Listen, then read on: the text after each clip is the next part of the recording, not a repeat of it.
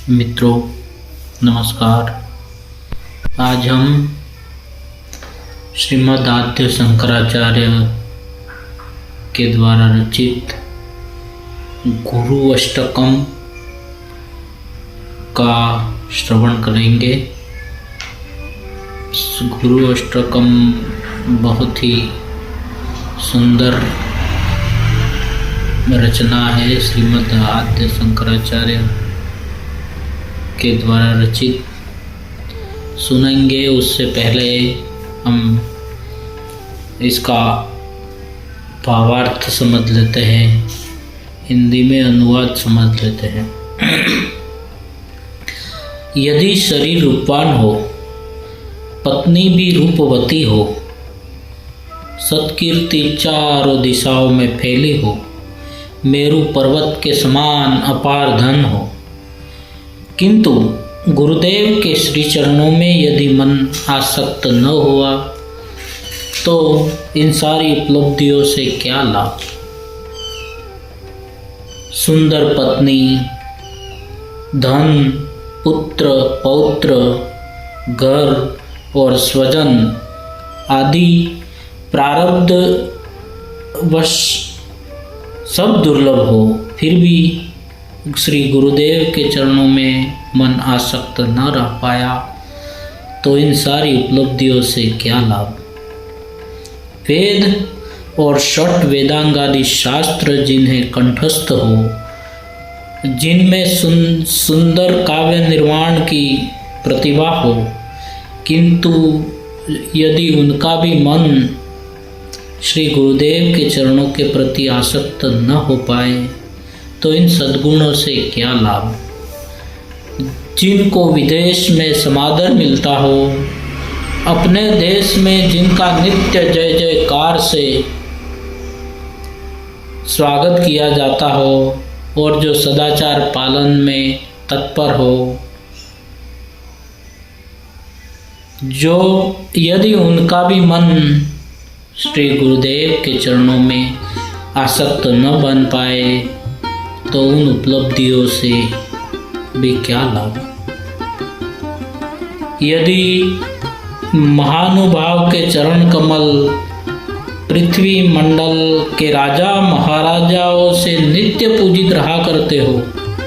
किंतु उनका भी मन यदि गुरुदेव के श्री चरणों में आसक्त न बन पाए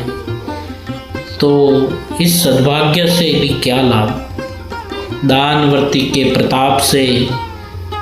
जिनकी कीर्ति दिग दिगांतरों में फैली हो, अति उदार हृदय उदारता के कारण परमात्मा की कृपा दृष्टि से जिनके संसार में सभी सुख ऐश्वर्य हस्तगत हो, किंतु उनका मन भी यदि गुरुदेव के श्री चरणों में आसक्त नहीं बन पाया हो तो इन सभी ऐश्वर्यों से क्या लाभ। जिनका मन भोग, योग, अश्व, राज्य, स्त्री सुख या धन उपभोग से कभी विचलित न होता हो, फिर भी यदि गुरुदेव के श्री चरणों में मन आसक्त न बन पाए तो इन ऐसी अटलता से क्या लाभ। जिनका मन वन अथवा अपने विशाल भवन में, अपने कार्य या शरीर में या अमूल्य भंडार में आसक्त न हो, फिर भी गुरुदेव के चरणों में भी वो मन आसक्त न हो पाए तो ऐसी सारी अनासक्तियों से भी क्या लाभ। अमूल्य मणि, मुक्त आदि रत्न उपलब्ध हो, रात्रि में समालिंगिता स्त्री उपलब्ध हो, फिर भी यदि मन गुरुदेव के श्री चरणों में आसक्त न बन पाए तो इन सारी ऐश्वर्य भोग आदि सुखों से क्या लाभ। जो यति राजा ब्रह्मचारी और गृहस्थ इस गुरु अष्टक का पठन पाठन करता है और जिनका मन गुरुदेव के वचन में आसक्त है, वे पुण्यशाली शरीरधारी अपने इच्छितार्थ और ब्रह्म पद इन दोनों को प्राप्त कर लेते हैं। तो आओ श्रवण करते हैं श्री गुरु अष्टकम।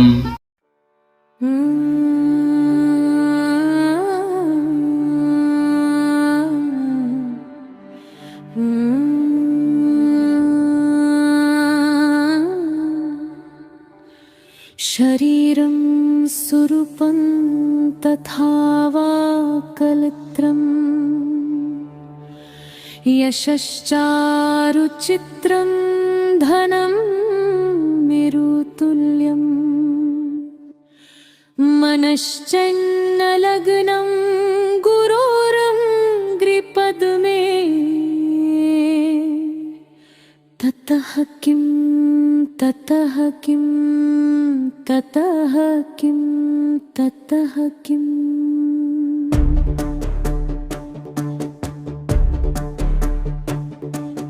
कलत्रं धनं पुत्रपात्रादि सर्वम्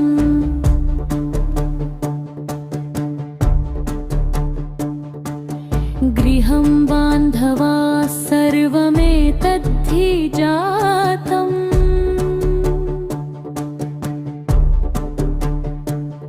मनश्चन्नलग्नं गुरोरङ्घ्रिपद्मे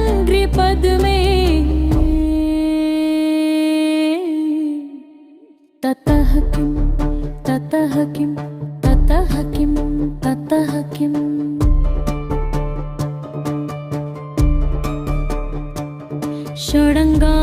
षडङ्गादिवेदो मुखे शास्त्रविद्या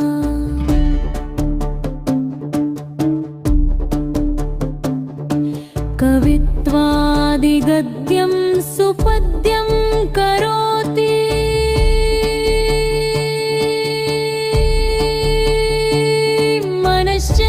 मनश्चन्नलग्नं गुरोरङ्घ्रिपद्मे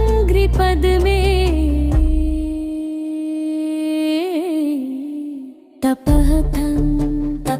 किं ततः किं ततः किम्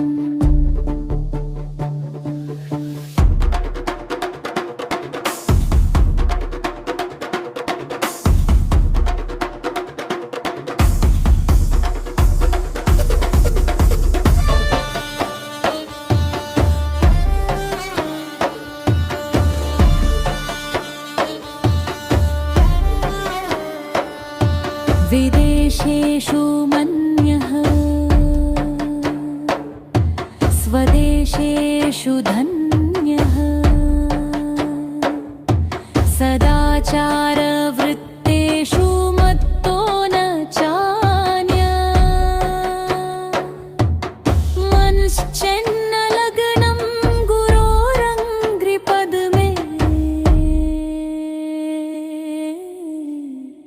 ततः किं ततः किं ततः किं ततः किम्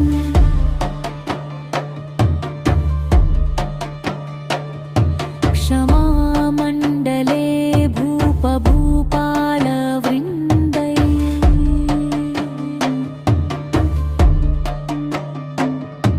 सदा सेवितं यस्य पादारविन्दम्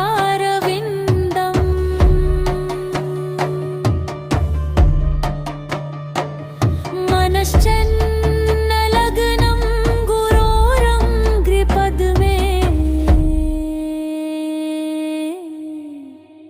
ततः किं ततः किं ततः किं ततः किम्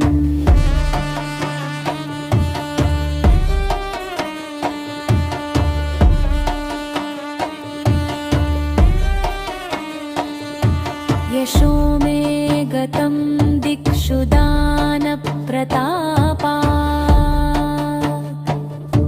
जगद्वस्तु सर्वं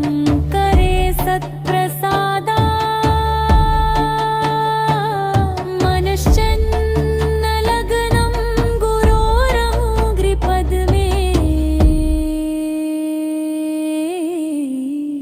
ततः किं ततः किं ततः